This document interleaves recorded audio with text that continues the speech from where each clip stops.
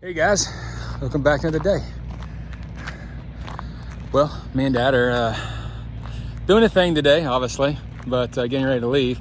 Before we get to leave out, Dad gets spirited away to do a blood and alcohol random. Since we're a small company, we get randoms a lot because it's supposed to be randomized, but because you're so small, you end up being pulled from the same hat quite often. So I've done 2, 3 actually, no more than that actually. But Dad had to go do a breathalyzer today, so that's a fun one. Usually the other ones are, pee test or whatever, but this one's a blood and alcohol. So today is the last day that last week we'll be in the Black Mack. And then next week we'll be in part-time, which he's sitting right over there. He was supposed to go out this week with another solo driver as a test run, but that solo driver has thus quit. He's found him a new job, and he's been looking for a long time, so everyone knew this was coming. It wasn't a surprise. But anyways, let's get to the video. We're heading to the Sacramentos and to drop off in Elk Grove, and then to Lake Havasu, Arizona to pick up 2 Mastercraft boats. One eternity later. Well, we're getting unloaded. It's easy. Still working with the one, working with the second one, and me and Dad, we're just not really wrapping anything up. We're just, taking the straps loose, not even breaking the zip ties. Why? Because tomorrow morning we're going to be, loading 2 more. Meanwhile, let's get this one unloaded. Some pictures taken. There we go. All me and Dad's got to do is button up, grab some photos, and get down to Lake Havasu for in the morning. Take the 99, that long and lonely road. Well, it ain't lonely, but it's definitely long. It's like 8.5, 9-hour ride if you're doing a car, but for a truck, it's definitely all day. He's going to have fun. This is how we roll. Oh boy. Lake Havasu. That's a nice thing to wake up to. So me and Dad last night made it down here to Lake Havasu. We stopped over at the Petro to get showers cleaned up. And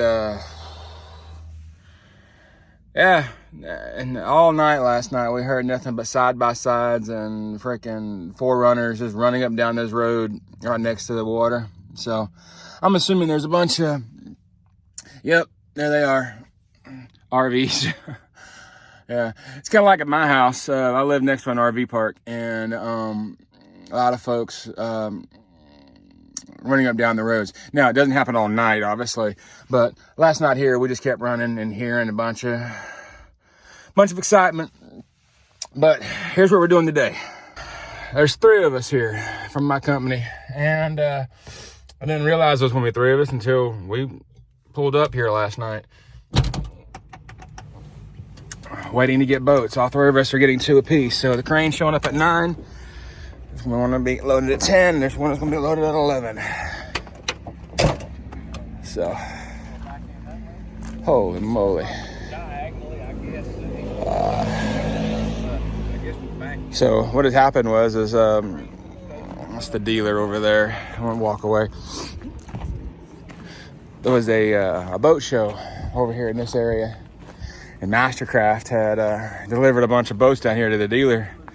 And since we're the primary hauler, we're the ones that brought it to, and we're the ones that are taking it back for Mastercraft. So, anyways, as soon as the crane guy gets here in the next 30 minutes, we'll go ahead and load up. We'll at least start the process, because there's 2 of us here, 3 of us here.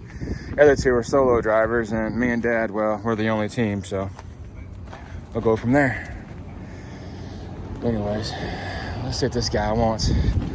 I'll let y'all in a minute when it's safe to do so. Okay, so it's starting to be a little sunny.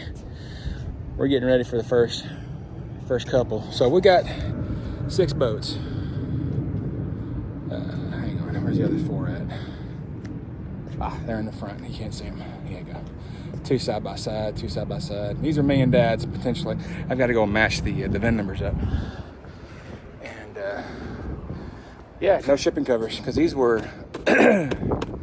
fancy boat show boats. So you gotta be careful how we're bringing them home. Now, no shipping cover. It's not a problem. Primarily, it's not a problem. You just have to be careful. You know how much wind you hit and all that. With the shipping cover, it helps to hold everything in a little bit better. But a little windy today, but here we go.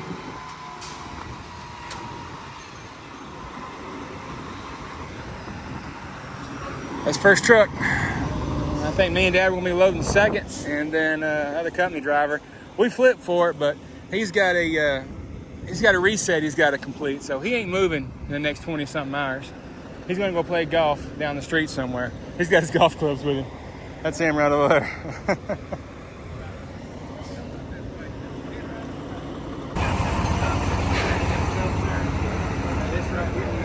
All these boats gonna be going. This one's just the one. There's another, and that one going to go together, and these two going to go together. I'll be here for a minute. Woo! Here we go.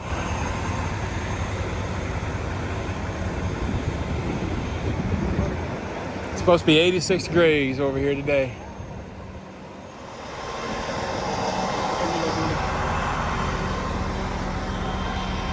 Ho!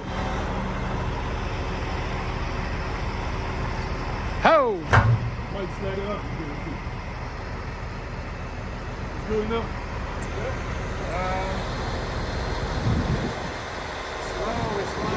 Just slow.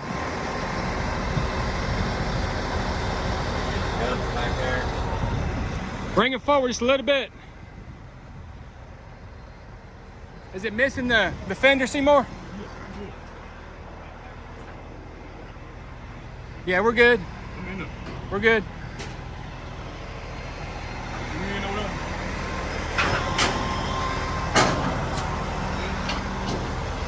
So we're gonna miss the corner of this, the edge of this. It's not making contact, so we're good.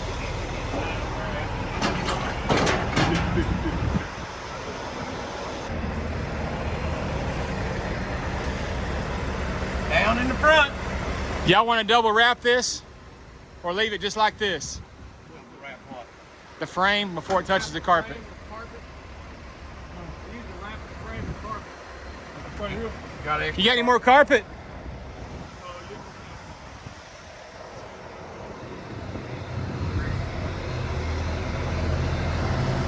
Yeah.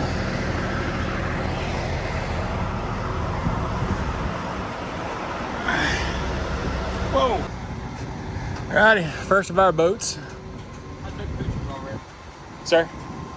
It's fine, right? Yeah, I took pictures before. Okay. Yeah.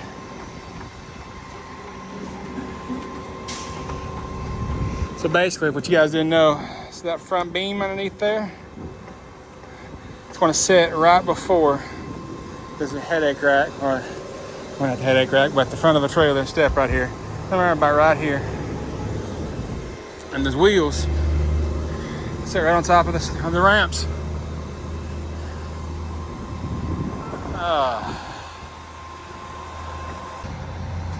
Two to go. That one's on. Took a minute to strap it down, but with three of us, it goes pretty quick. Here we go.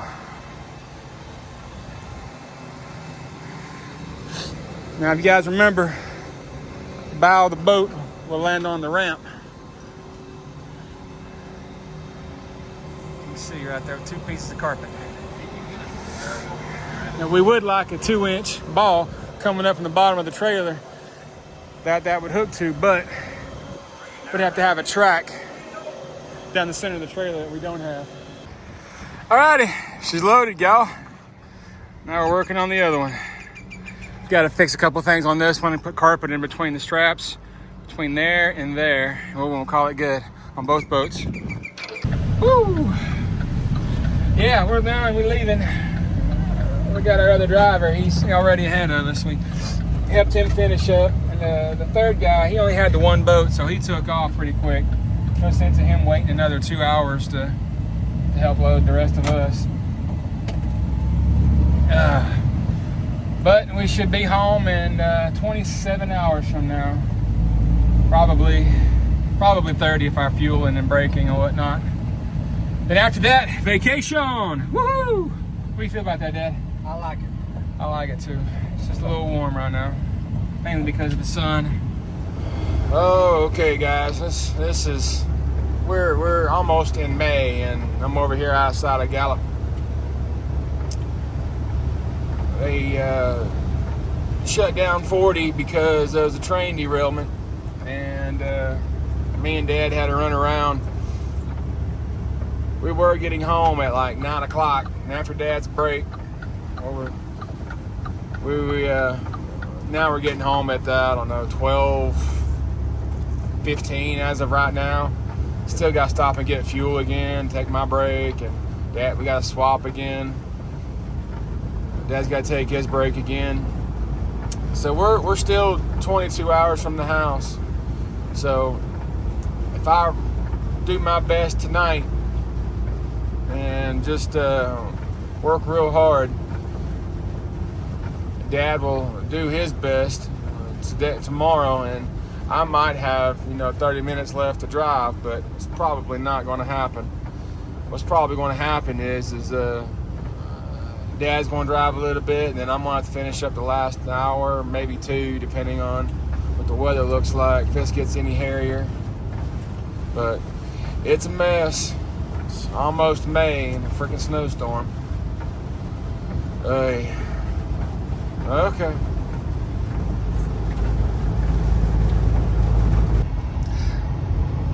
Just out of Amarillo, and another backup. I stopped to get the truck washed and get some fuel, and right outside of Amarillo there's another backup. Man, it's only when you're getting home things tend to slow down and get crazy and screw with your ability to get home. But thankfully I'm on the service road and not the interstate. Looks like there's an 18-wheeler that got turned over up here. See it here in a second. It's going to be nasty. This old boy's blocked the whole road. Look at that. The whole road. Wow. Not a good day. Alright. We're in Gordonsville, Tennessee. We're switching. Got 2 hours left to go to the house in vacation. But if you guys remember, or at least some of you guys watched Entry and Sons, I'm over here at the truck stop where truck brakes didn't hold up too well. At least that's what we think would happen. I'm not really sure what. Trying to figure out where it hit, but I found out exactly where it hit. Let's look at it. Yeah, right here. He hopped that curb for sure and smacked the crap out of that concrete bunker. Yes, sir.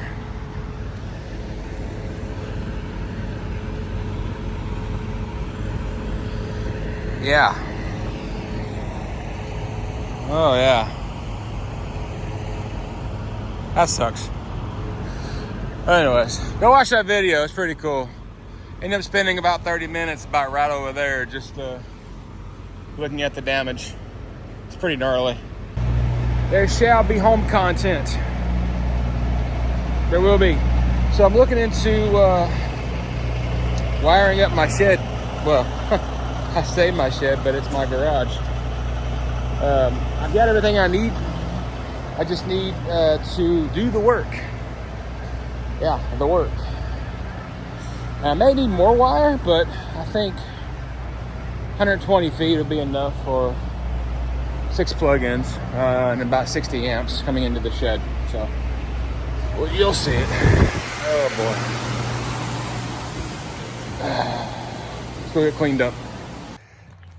Okay, y'all. Well, here's a new truck part-time.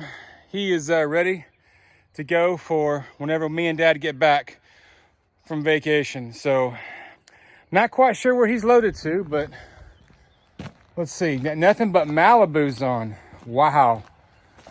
White Bear. Huh. White Bear. Is that Montana? Looks like White bear, white bear. Whew. That one's tall. And she's close. Oh. Got a box on top of it. Help lift the boat up higher. Wow, that's a first. Haven't seen them do that in a really, really long time. So with these Malibu boats, they are, yeah, they're big. They're really, really big. And that's a problem. Mainly because, we got some hang off here, boys. That's truly 80 foot in one.